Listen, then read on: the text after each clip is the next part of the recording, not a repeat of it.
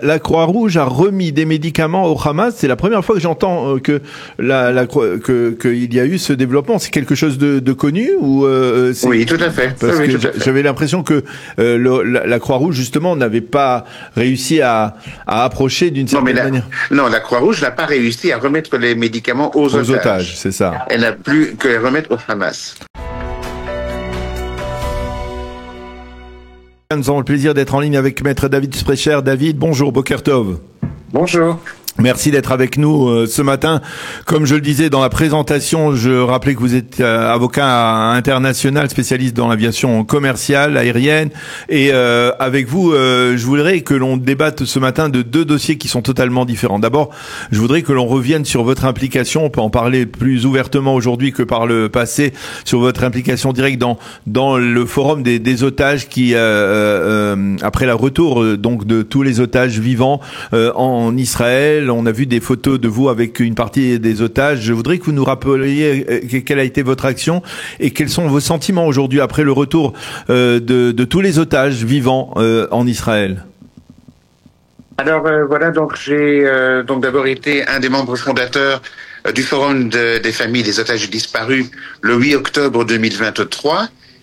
Ensuite, j'ai directement pris avec moi des missions de familles d'otages et également de personnes assassinées avec moi en Europe, notamment et en particulier en Belgique.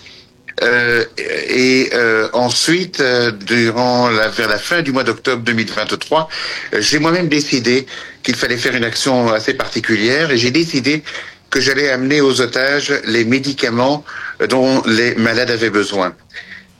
Pour cela, j'ai eu une chance extraordinaire, c'est-à-dire que lors d'une rencontre au Parlement européen à Bruxelles, un membre du Parlement français, quelqu'un d'extraordinaire du nom de François-Xavier Bellamy, m'a mis en relation avec le président Emmanuel Macron et le président Macron a accepté de réaliser toute cette mission avec moi.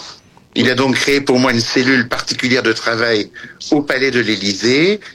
Donc chose donc que j'ai donc largement utilisé pendant 3 mois et au bout de 3 mois, au mois de janvier 2024, eh bien nous avons réussi à faire le transfert de médicaments qui venaient de France, parce que c'est ça que j'avais décidé dès le départ, vers les otages à Gaza. Est-ce que parce que on s'était parlé, je me rappelle à cette époque, mais est-ce qu'on a eu la preuve que ces médicaments sont arrivés quelque part dans la bande de Gaza et qu'ils ont été utilisés par les otages? Bien sûr, ces médicaments sont arrivés aux otages. Notamment, on a eu plusieurs témoignages. D'abord, un de Fernando, qui était un otage israélo-argentin sauvé par Tsahal et qui a dit qu'il avait reçu ces médicaments. Et ensuite, nous avons également eu le témoignage de l'otage Doron Sternberger qui a déclaré que sans ces médicaments, elle serait morte. Donc, on a eu différents témoignages. Il y a eu Moi-même, hier, lorsque j'ai rencontré Eitan Horn, il m'a dit qu'il avait reçu ces médicaments aussi. Et en fait, il y a d'autres exemples d'acheminement de médicaments en dehors de celui-là vers les otages. Nous sommes le seul et unique acheminement qui est arrivé à destination. C'est-à-dire que d'autres ont essayé d'amener des médicaments, notamment le kibbutz Nir Oz, qui avait amené des médicaments, mais malheureusement, leurs médicaments, puisque ça n'avait pas été coordonné avec le Hamas, comme ce que nous avons fait, leurs médicaments sont restés sur les étagères de l'hôpital Nasser à Rafia. Et alors concrètement, vous savez comment ça s'est passé, tout cet acheminement, comment c'est parti de France et comment c'est arrivé jusque dans les cellules des otages? Les médicaments sont donc partis, d'abord ont été achetés par le gouvernement français, réunis, envoyés par valise diplomatique à Doha au Qatar. Ça a rejoint un autre shipment très important de médicaments pour la population palestinienne, et tous ces médicaments sont partis vers El Arish en Égypte, ensuite de El Arish à la Croix-Rouge, au CICR, qui les a lui remis ensuite au Hamas, qui les a distribués sur place. La Croix-Rouge a remis des médicaments au Hamas. C'est la première fois que j'entends qu'il y a eu ce développement. C'est quelque chose de connu ou Oui, tout à fait. Parce que j'avais l'impression que la Croix-Rouge justement n'avait pas réussi à approcher d'une certaine manière. Non, la Croix-Rouge n'a pas réussi à remettre les médicaments aux otages. C'est ça. Elle n'a plus que les remettre au Hamas. Elle les a remis au Hamas. Alors, je voudrais avoir vos sentiments maintenant, aujourd'hui, à 2 ans après que tous les otages soient revenus.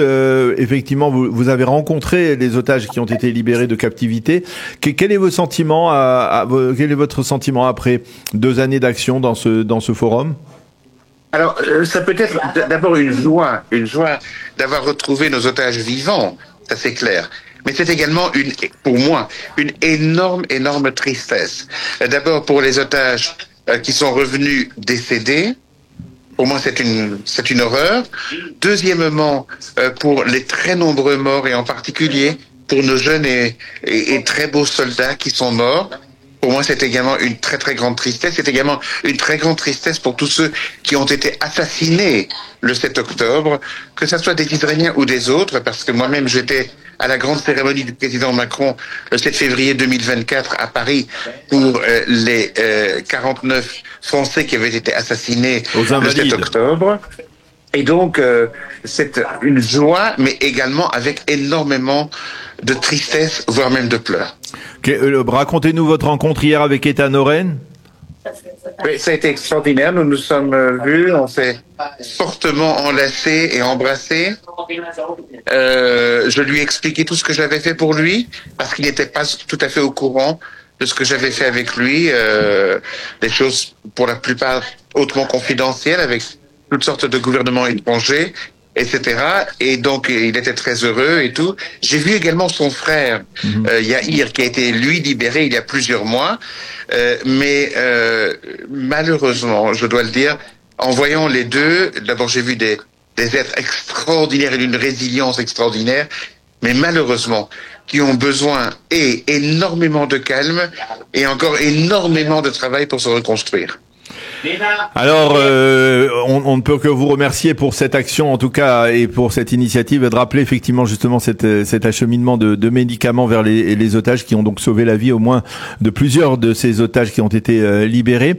Et je voudrais avec vous donc aborder le deuxième volet de notre entretien, et celui qui concerne votre activité professionnelle, à savoir l'aviation commerciale et le retour en Israël. On l'a appris cette semaine de plusieurs grandes compagnies aériennes européennes comme British Airways, comme Iberia, comme Scandinavian Airlines. Et je voudrais d'abord savoir où on en est à ce niveau-là. Est-ce que aujourd'hui, alors qu'on peut parler d'un cessez-le-feu, d'un retour petit à un certain calme, la majorité des compagnies aériennes qui volaient avant en Israël sont revenues? Alors, une très grande partie d'entre elles, malheureusement, nous avons encore d'autres compagnies qui ne sont toujours pas revenus, ou bien qui ont décidé malheureusement d'abandonner la ligne. Par exemple, un exemple qui est extrêmement triste, c'est celui de Virgin Atlantic, une extraordinaire compagnie aérienne anglaise qui malheureusement a annulé définitivement sa ligne vers Tel Aviv.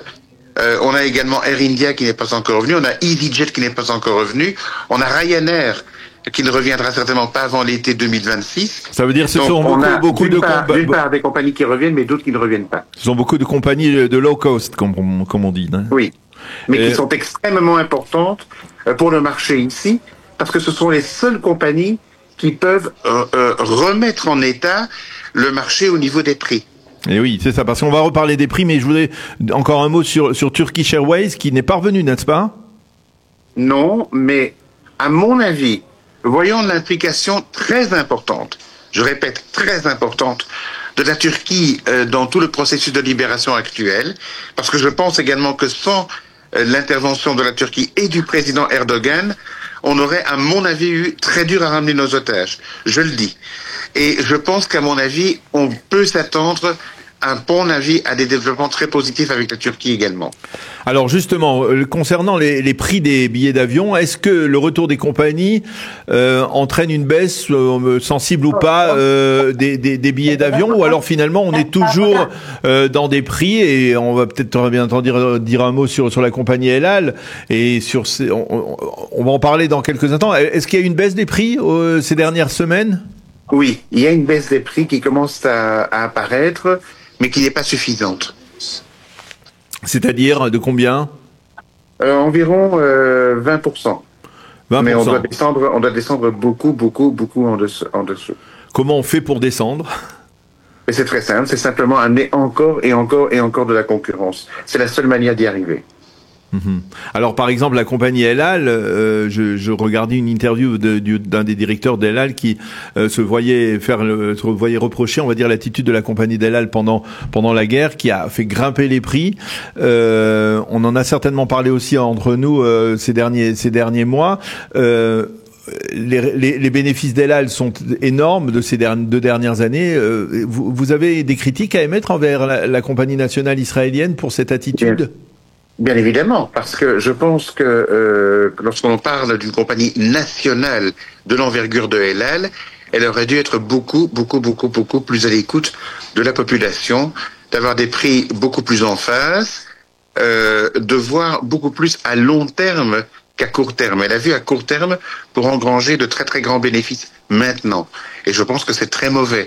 Il fallait voir beaucoup plus à long terme, mais c'est pas grave, elle va malheureusement subir les conséquences de ce qu'elle a fait. Eh bien, Maître David Sprecher, merci beaucoup de nous avoir accordé cet entretien sur les 2 dossiers qui vous concernent directement, à savoir le retour des otages, effectivement, et votre implication dans le forum des otages qui a permis, entre autres, l'acheminement de médicaments en direction des otages qui étaient malades, et donc le retour, on va dire plutôt laborieux, on va dire de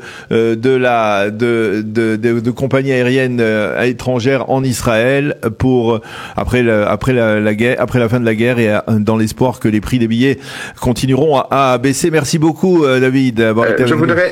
Je voudrais ajouter une toute dernière chose. Oui. Et très importante pour moi. Je voudrais, de tout mon cœur, vous remercier infiniment d'avoir été avec nous durant ces 2 dernières années pour tout notre combat pour les otages. Vous avez été exceptionnels, comme d'ailleurs d'autres chaînes de radio et de télévision. Je pourrais citer, parce que ils ont été exceptionnels en France. D'abord, CNews a été exceptionnel avec nous, mais je dois dire également, parce que j'y ai été très très souvent, France Info, France Culture, TV5 Monde. Voilà, je voudrais remercier vraiment tout le monde d'avoir été avec nous de tout mon cœur. Un grand merci. Merci à vous, David. À bientôt dans des circonstances, on l'espère, bien meilleures, à la fois pour les otages d'une part, bien entendu, et pour l'aviation commerciale en Israël. Merci encore d'avoir été avec nous ce matin.